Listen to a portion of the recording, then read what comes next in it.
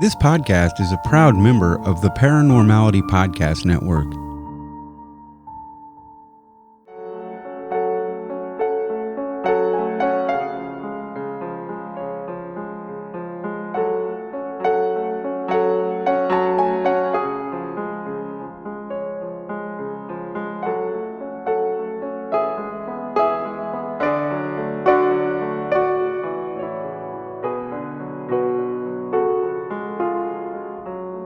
Hello, and welcome to the ParaUnity podcast. Tonight we have with us Jason Watts from Capture Paranormal based out of Southwestern, Ontario, Canada. But before we bring Jason on, let's talk a little bit about Ontario.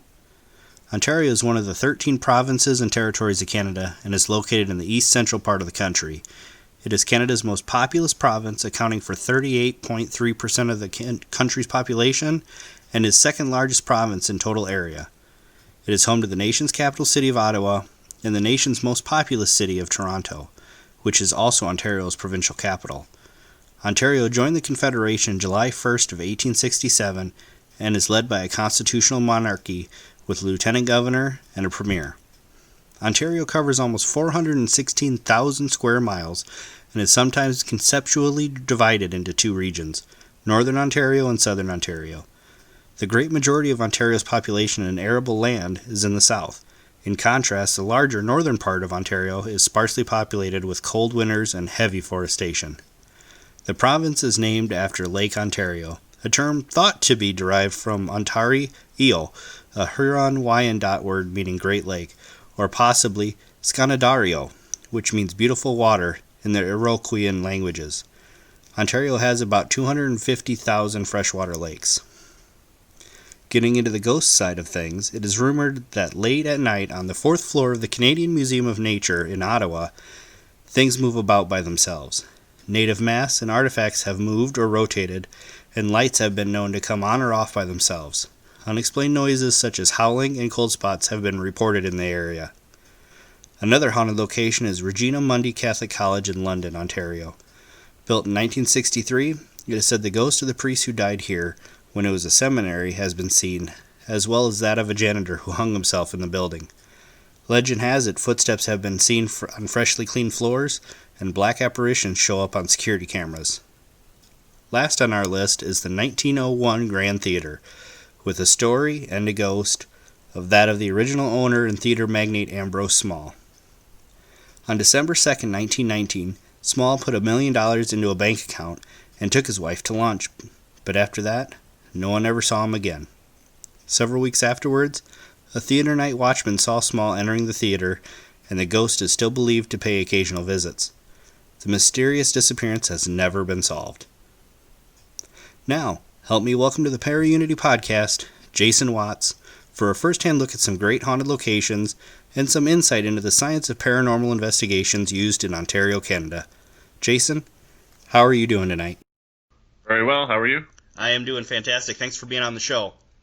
Thanks for the invite.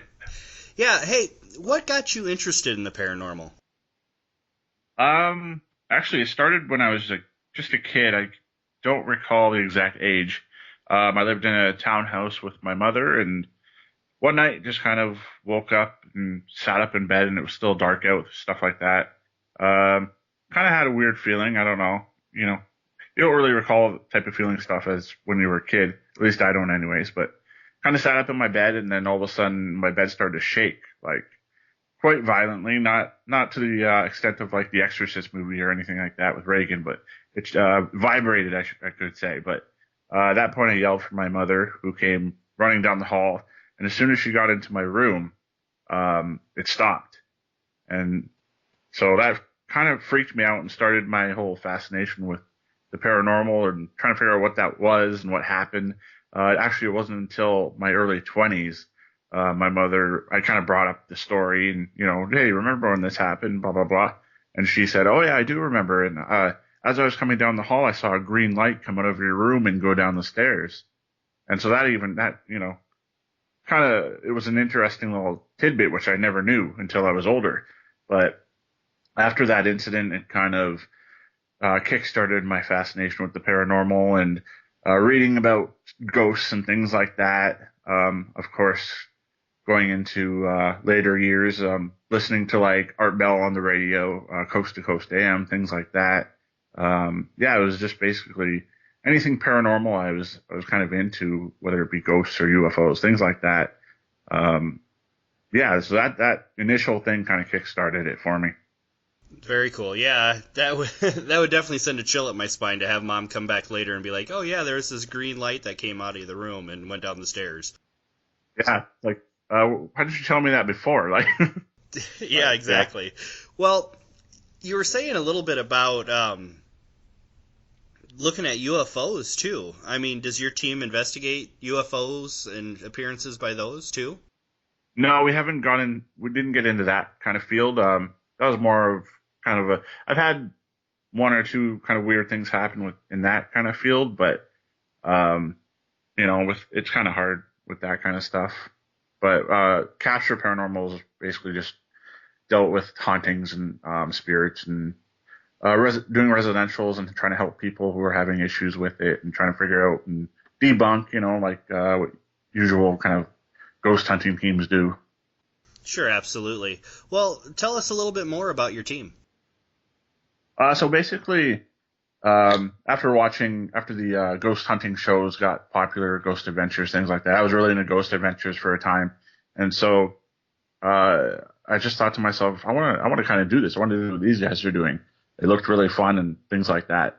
So I basically put up an ad, online ad, just in my area, just to see if there was anybody who was interested in kind of starting a team or who might have been with a team, just to see, kind of play the field, see what was happening out there in my area. But I was contacted by a guy named Kevin.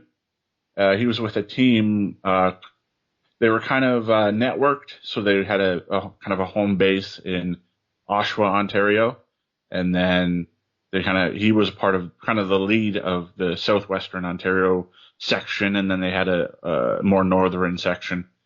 And so he messaged me, and we kind of got talking, and he invited me out to a theater they were doing in, I believe it was Chatham, Ontario. They were doing the Capitol Theater, and he asked if I wanted to come out and just kind of hang out with them and see how they do their thing and whatnot. So, of course, I jumped at the chance. Took my little gray recorder with me, my voice recorder, because that's what ghost hunters did, right? They bring their voice recorders. Yep. So, yeah, went out to that and had a great time. I actually caught an EVP, like that was my first investigation, and we were actually up on a catwalk above the seating in the theater, and it was dark and whatnot. And so I was just kind of hanging back and watching, see what they do. And there's two other guys up there with me. And so kind of they did their questions and everything. And we're heading back down the walkway there, and kind of had to shimmy around to a ladder to climb back down. And of course the lights were off. So the one guy in front of me, Mike, says, do you want me to radio down to get them to turn the lights on? And right as he's saying that, underneath, like in a deep, dark voice, you hear, watch out for the step. And so when I heard that, listening back, that just it was like gold for me. Oh, yeah. Especially being my first time out, and for something like that to come through there was pretty amazing. And the story there was that there was I think he was a projectionist or something that he didn't die. He didn't pass away in the actual theater or anything like that, but apparently he passed away eventually, and he supposedly haunts that theater. And that kind of voice to come through, it was pretty cool. Oh yeah, absolutely. And it's amazing to me how many theaters, around the United States, even around Canada, that are all haunted. Yeah, it's pretty amazing. Yeah, so after that, I kind of went out with them for a few more investigations, and that they ended up bringing me on, and I joined the team for about 2 years, and then eventually things kind of broke down with the whole networking thing, and so the group that was down here, we just kind of separated ourselves and became Capture Paranormal, and that's about almost 3 years ago now. So. Okay. Now, your teams, you said you've kind of joined up about 3 years ago, and you're in that kind of Southwestern Ontario, Canada area. I know you're from that kind of that more well-known city, London. Is there any places there that are really good to investigate? In London, you mean? Yeah, or even around Southwestern Ontario too. Yeah, there's a bunch of cool places. Like specifically in London, it's hard because a lot of the places that are supposedly more haunted are either owned by government or they're just really hard to get into. Like we have the Grand Theater. It's supposed to be a pretty active place, but we've been trying to get in there for years, and it's just hard to kind of get through. And like I said, we have a couple old psych hospitals around that have been kind of decommissioned, and they're all government owned. We actually have, there's one in, I think it is here in London. There's one in London and one in St. Thomas, which is about 20 minutes outside London. But one of them was actually just recently purchased by a company. So we're now in talks with the company who bought this psych hospital to see about getting in there before they probably eventually demolish it or something, just because it's kind of dilapidated. But yeah, things like that. There are certain other places we've investigated. Going back to St. Thomas, there's the Princess Ave Playhouse, which is it was actually an old church at one point, got renovated and turned into a theater. So we've done a few investigations there. Where else? There's like I said, the Chatham Capitol Theater. Chatham's about an hour south of London. Yeah, just a bunch of different theaters and things like that. There's the Bacchus Page House, which is about half an hour outside London. It's an old, just an old house that they have kind of. It's more of a museum now. They have different artifacts and things like that. We're actually doing a public investigation this weekend there, so we're inviting people to come out with us and investigate it. This will be I think the third year that we've done the public at the Bacchus Page, but yeah, we've gotten lots of activity and evidence out of there as well. So there's a few little places here and there in the Southern Ontario region that are good, but like I said, a lot of the more higher profile ones are unfortunately government owned, or they're owned by companies and things like that are very hard to penetrate and get into. Oh, sure. A lot of companies don't want to have that kind of stigma over their heads. Yeah, exactly. Yeah. And plus, a lot of places around here, for some reason, I know, like we've been to Moundsville Penitentiary in West Virginia, and we've been to Wildwood Sanitarium in New York. And the thing with Canada is, for some reason, anything that's government owned, there's absolutely no way you can pretty much get into it. So for some reason, they'd rather demolish, historic venues than keep them up and things like that. They'd rather just tear them down. So unfortunately, that's a way of life, I guess, around this area. That's too bad that they don't embrace that history a little bit more. Yeah, exactly. Yeah. Well, you said you travel around to a lot of different places. What's been your favorite place that you've investigated?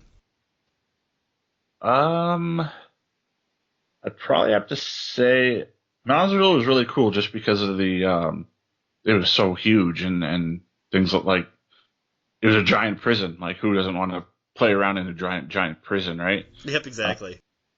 That was cool. Wildwood Sanitarium was good too.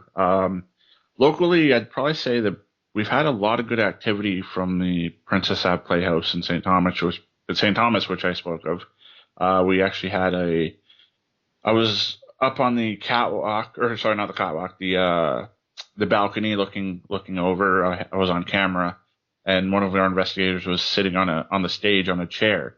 And as I'm filming him, you can see a shadow run directly in front of him. That was a very good piece of evidence that we captured from there. Yeah, and it's very interesting. I don't for some reason, St. Thomas seems to be a good hub as well. We did a residential there once. We were in the basement, and apparently it was a former orphanage. And so we're in the basement, and again, I was on camera, just kind of filming and kind of doing the lookout of the room. and I stopped on the entryway, the doorway, and it's almost like you see a little eye or a ball of energy kind of pop out from behind the wall and go back, almost like something was peeking at us. Um, we tried to debunk it. We sent the video to a bunch of other paranormal investigative teams and things like that, all around, like in the States and Canada. Um, the only thing that we got back was there was a hose behind the wall that during our initial trying to debunk it, if we pulled it out far enough, it would kind of give a shine off of a metal piece on it. But for it to be pulled out that much, one, you would have seen the hose kind of being pulled out. And second, it had to be pulled out too far in order to see that the little metal piece, and it wasn't really lined up with where the supposed, little eye or whatever we saw come out from behind the wall. So that was a really interesting one too. Sure, and I mean, even if it was the hose that came out of the wall, I mean, it still has to be pulled out by somebody. Yeah, exactly. Yeah. Yeah, that's the thing with capture is we're very like, okay, this happened. Let's figure out how it happened. Like we're very skeptical. That's our number one thing is we're very skeptical. Sure. What kind of stuff did you guys find at the jail?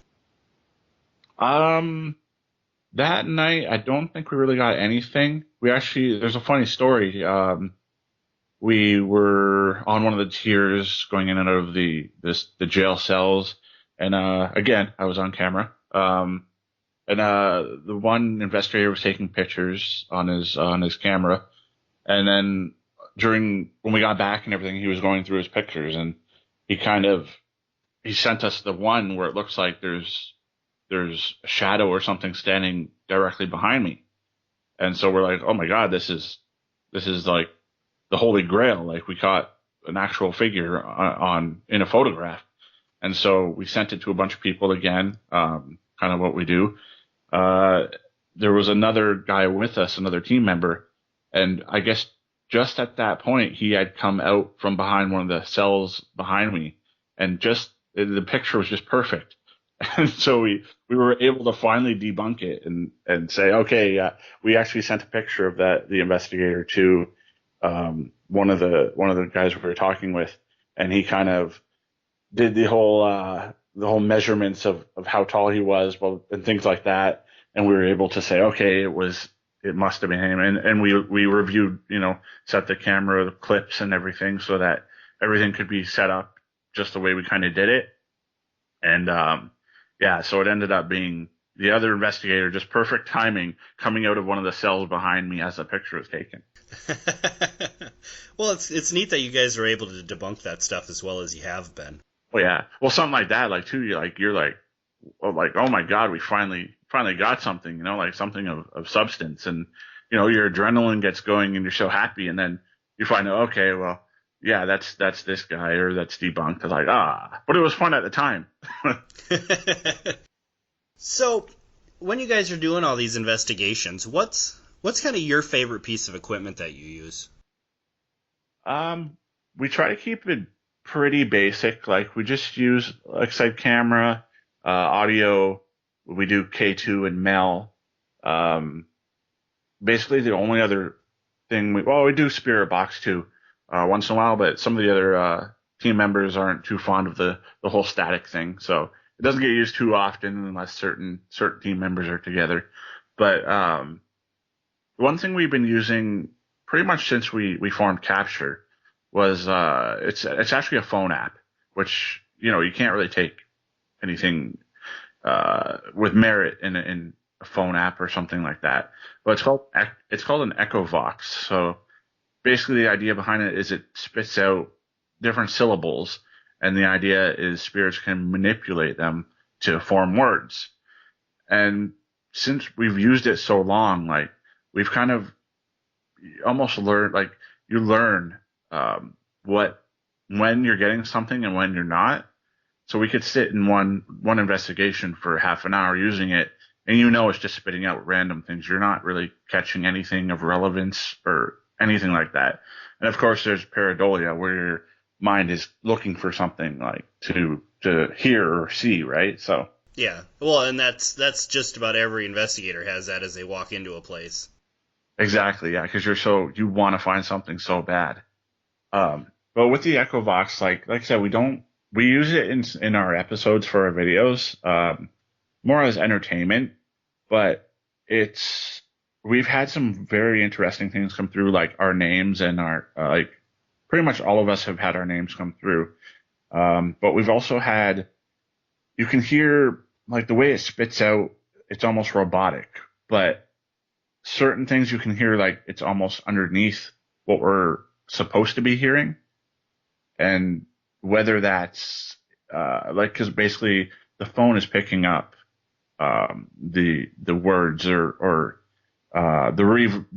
if you're speaking, it's going through the phone and coming out with kind of a reverb effect, and so whether it's picking up sort of like an EVP, and that's what we're actually hearing instead of the built-in syllables. Um, we can't know for sure, but that's what we can kind of assume. But we did a residential. We were in a barn where actually before we got there, the family had a psychic in there come in, and she told them that whatever was there was in the barn and it was evil, and she couldn't do anything to help them unless they bowed down to the demon that was in the barn. So when the family told us this, we're like, okay, we're almost defeated before we go in, because if we go in and say there's nothing there, well, they're going to say, well, this person said that there's something there, so I'd rather believe them. But so we actually did 2 investigations there. And we were in the barn. We used the Echovox, and clear as day. I can't remember the exact question we asked. It was, "Do you want us to leave?" Something generic, you know. But clear as day, it's the longest sentence we've gotten out of the Echovox. It said, "Pack up your blank, take your blank, and effing leave." Wow. We were I didn't hear it at the time. My partner there, Mike, he's like, "Did you just hear what that said?" And I said, "No, what did it say?" And he told me, and I went back and watched the video and listened to the audio, and I'm like, "Wow, that's exactly what it said." And so something like that, for something like that to come through, and like I said, going back to we've used it at other places where it's just spitting out random things for half an hour and nothing's coming through, and then you get this whole sentence where it says, "Pack up your blank and effing leave." Like, that's why, like I said, we don't take it as serious evidence, but we do enjoy using it because something like that could potentially come through.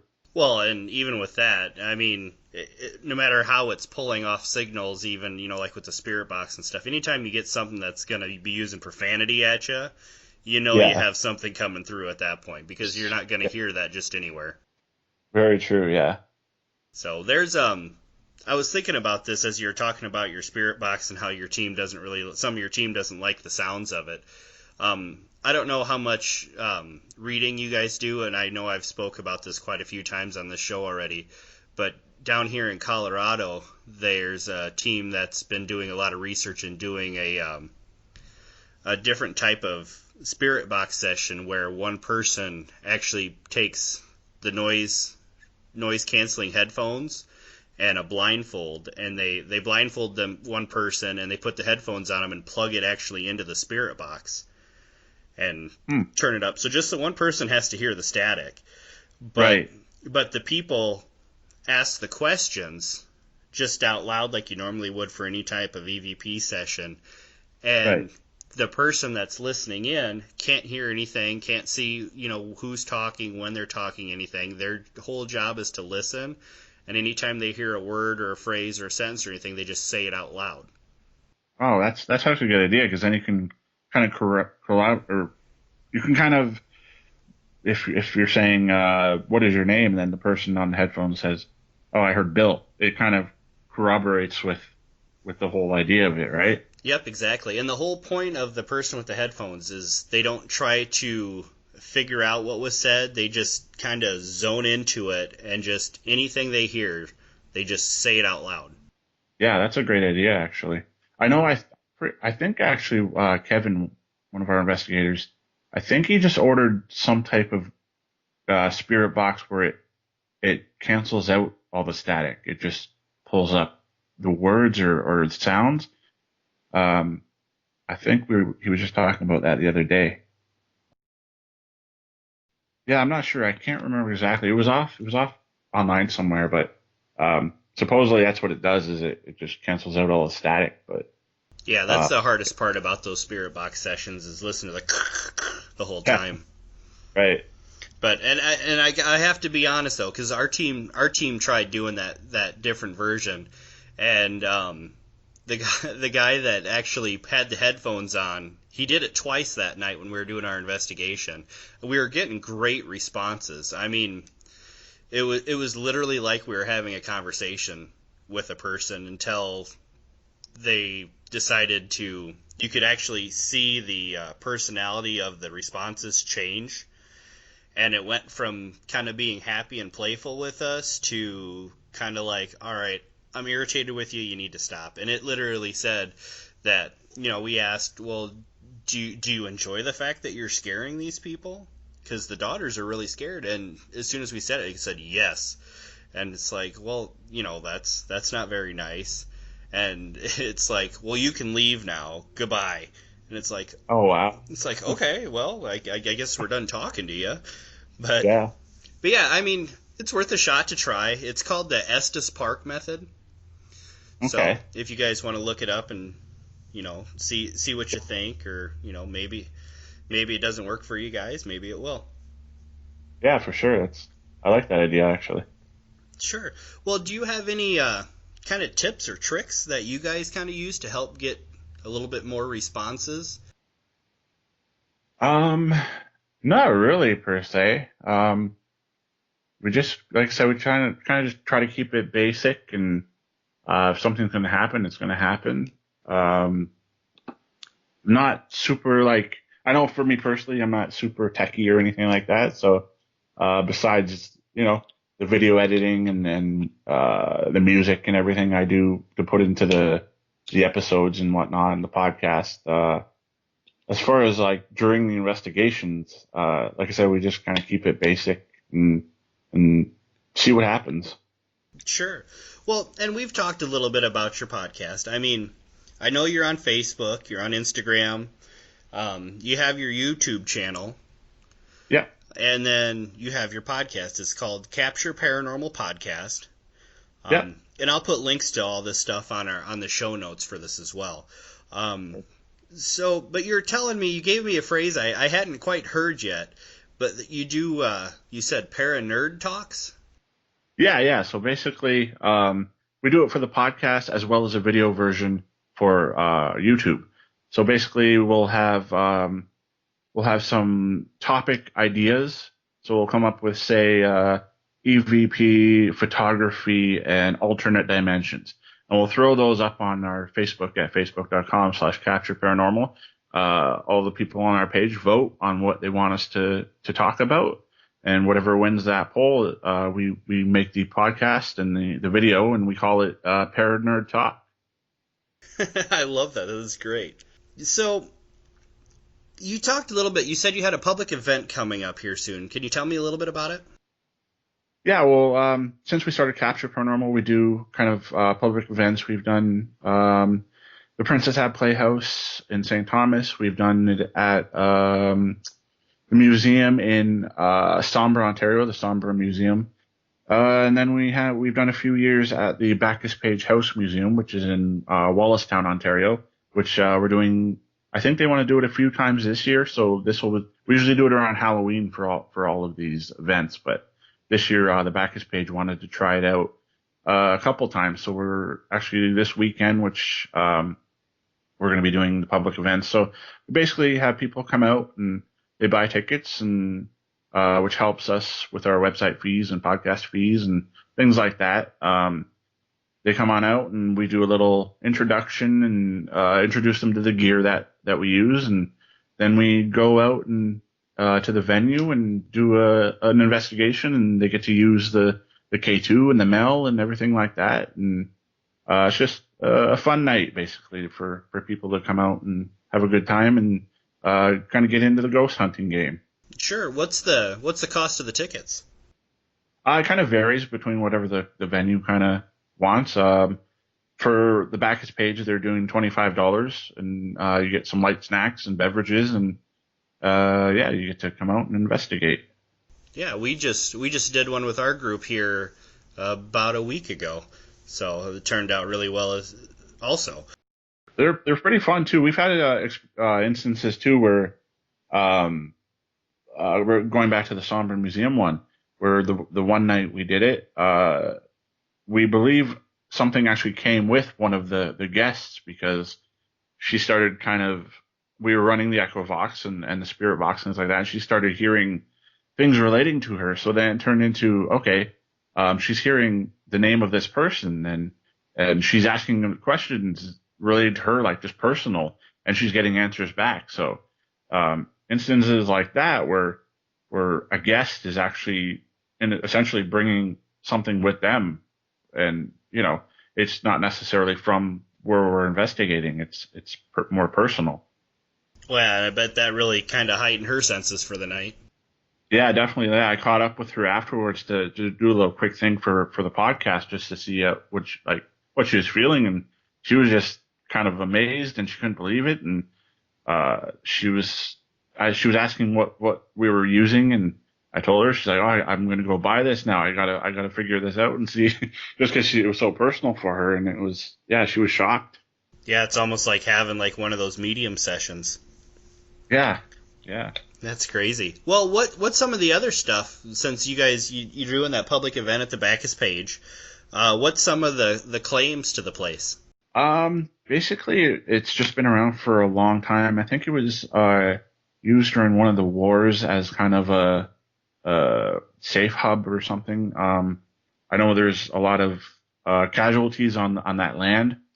But otherwise, it's just basically with that. We've had a few interesting things happen. Personally, the first time I was there, I was up in half the team took a break, so they were in kind of the office part, which is located on the same land, that same area, but it's a different building. So me and another investigator, we stayed in the house, and we were kind of in the children's room, just sitting on the floor, trying to just ask questions and do our thing. And we heard the front door open and close, and I said, "Oh, it's probably one of the other guys coming back in. They must be done their break or whatever." So we kind of sat there and no, didn't hear any walking or nothing. So we kind of looked out the window, and everybody was still in the front office because we could see them through the window. So we definitely heard the door open and close like fairly loudly, but there was just nothing there. And there's been lots of claims of hearing footsteps and things like that. Actually, during one of our previous public events, there was some, probably shouldn't have been there, but there was two children that were there, probably about 10 years old and then around there, 10, 12. And they were sitting on the floor. They had the K2, and the K2 started blipping. And so they started to play patty cake with each other. And the K2 would be going crazy as they're playing patty cake. As soon as the song was done, it would stop. And they'd say, "Oh, do you want us to play patty cake again?" It would start going up, so they'd play patty cake again. And it was actually crazy to watch, because as soon as they were done the song, the K2 would be flat. That's crazy. Yeah, so little things here and there like that at the Bacchus page were pretty interesting. Yeah, absolutely. Well, we're actually already getting close to the end of the show. Is there anything else you kind of wanted to say or share, Jason? Not really. Just if anybody wants to check out the Capture Paranormal podcast, we're on iTunes and SoundCloud, Stitcher, all that kind of good stuff. Other than that, Facebook.com/Capture Paranormal. Hopefully have some more polls up coming soon for Paranerd Talk. Otherwise, they can check out all our previous content, and of course, YouTube.com/Capture Paranormal. We have all our episodes up there. I think we're up to about 16 or 17 investigation episodes, as well as our kind of special presentation episodes. We just put one up from the St. Thomas Railway Station in St. Thomas, Ontario. We were actually the first team to investigate the entire train station, which was kind of the central hub for people coming in and out of the Southern Ontario region back in like the 40s, 50s, stuff like that. So yeah, we just put that up a couple days ago. So that's up there, and all of our Wildwood investigation and Capitol Theater investigation and all that stuff's up there, youtube.com/capture paranormal. Awesome. Yeah, and I very encourage our listeners to take a chance to listen to your guys' Para-Nerd Talks on the Capture Paranormal podcast. It's definitely something you don't want to miss. Yeah, it's fun. And like I said, we also have some episodes where we actually, again, going back to the St. Thomas Railway Station, we did a kind of pre and post kind of talk of prior and after the investigation. So what we kind of expected or what we thought going into the investigation, and then kind of thoughts after of what happened and things like that. We do that, those kind of episodes as well.